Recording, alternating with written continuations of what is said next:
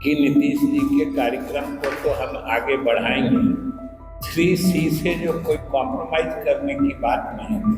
Crime, corruption और communism, अपराध और भ्रष्टाचार के साथ सांप्रदायिकता पर भी जो सरकार की जीरो टॉलरेंस की नीति है, ये ध्यान देने की बात, खेलने की और इस मुद्दे को भड़काने की कोशिश हमारे विपक्ष के साथी करते रहते हैं कि हमारे मुख्यमंत्री जी ने स्पष्ट कर दिया है, मैंने तुमको कोई कुछ बिगाड़ नहीं सकता। ये बात कितनी ऊंची आवाज में बोली जाती है।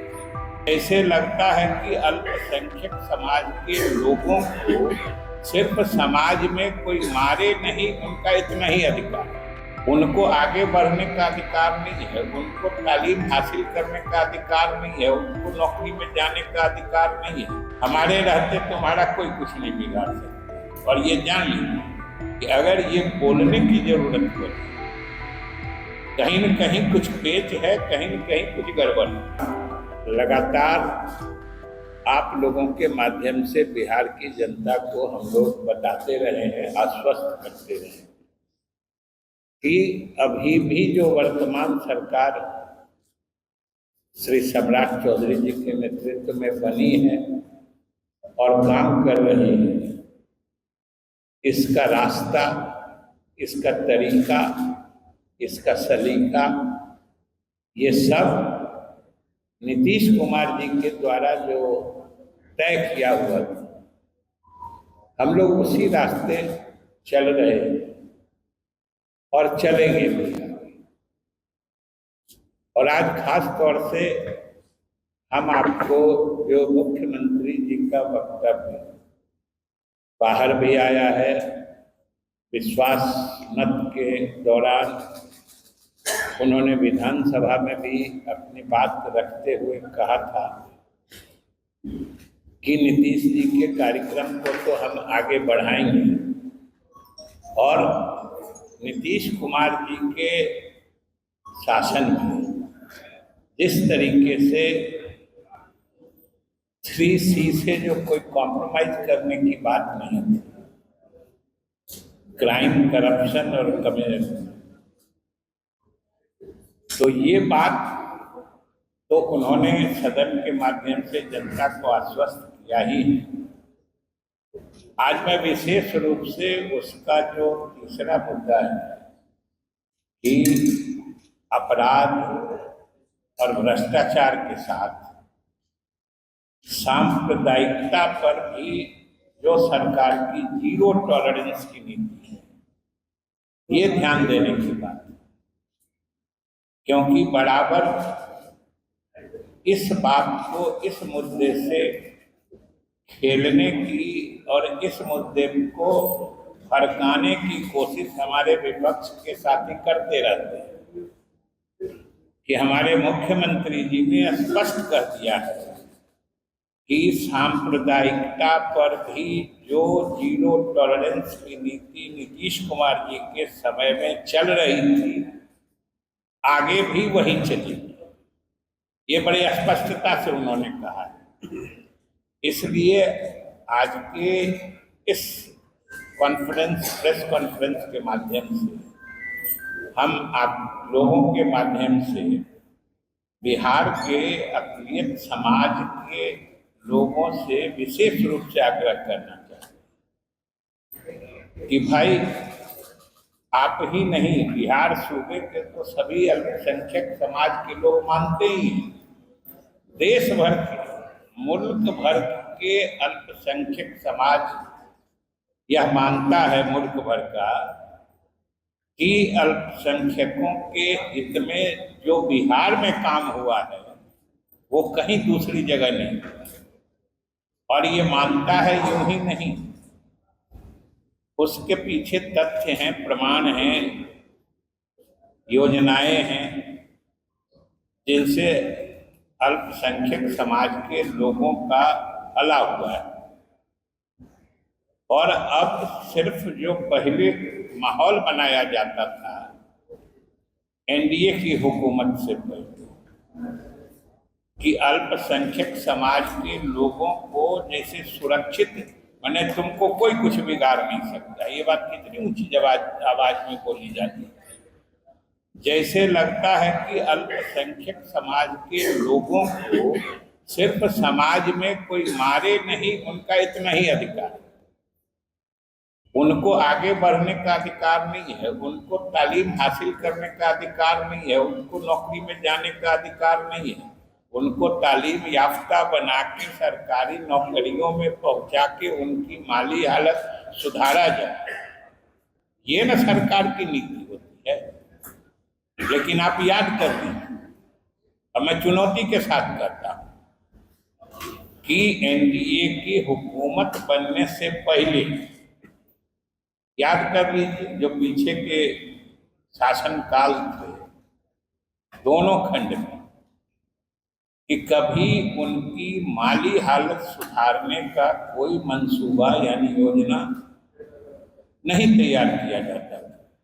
सिर्फ हमारे रहते तुम्हारा कोई कुछ नहीं बिगाड़ सकता। और ये जान लीजिए कि अगर ये बोलने की जरूरत पड़े, कहीं न कहीं कुछ पेच है, कहीं न कहीं कुछ गड़बड़ है, कहीं न कहीं सियासत है।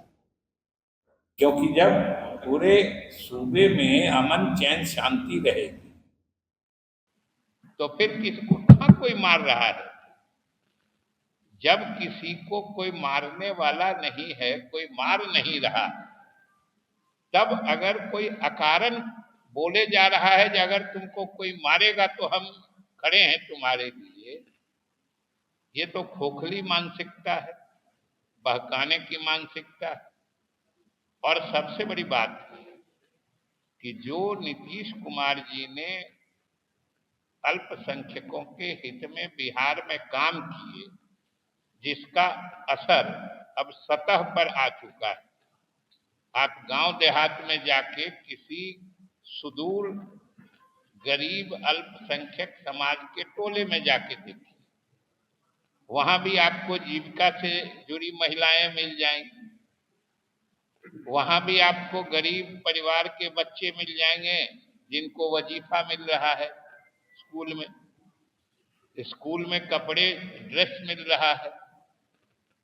वो अगर पास करते हैं तो उनको मुख्यमंत्री प्रोत्साहन योजना में सहायता भी मिल रही है। ये आज कोई कहने की बात नहीं है, कोई आदमी कहीं किसी जगह जाके देख सकता है। और स्वाभाविक रूप से ये नीतीश कुमार जी ने एनडीए सरकार के नेता के रूप में किया था। तो आजकल जो खामखा एक भाजपा के नाम पर हवा खड़ा करके अल्पसंख्यक समाज के का भावनात्मक शोषण किया जाता है, आज जरूरत है इस समाज में उसके प्रति बेदार होने, जागरूक होने की। जब कोई आपको कुछ बिगाड़ने वाला नहीं है, तब बेमतलब आपके लिए जान गंवाने वाला आदमी से क्या मतलब है भाई। जरूर कोई एजेंडा पर है, जरूर कुछ चाहता है।